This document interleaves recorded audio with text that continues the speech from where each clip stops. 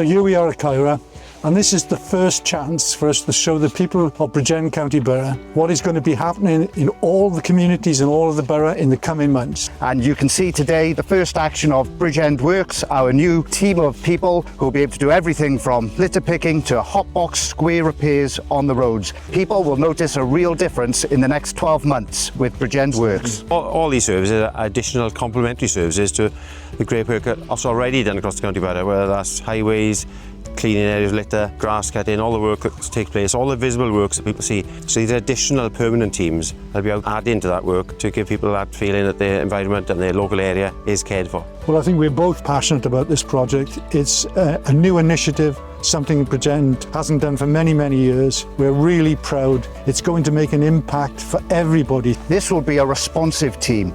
This will be reacting to residents' concerns, their local councillors' concerns and their community councillors' concerns. Many people might have reported things in the past and been told we'll get to it when resources allow.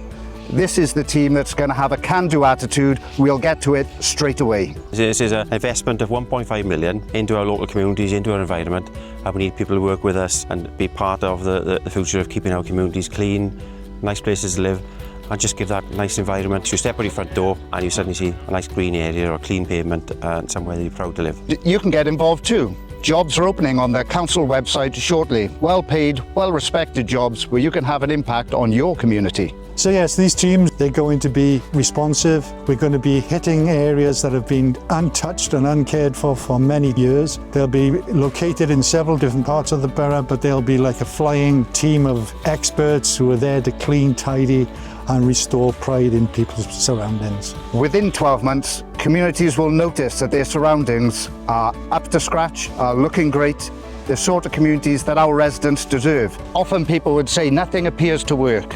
Well, with this scheme, Bridgend will work.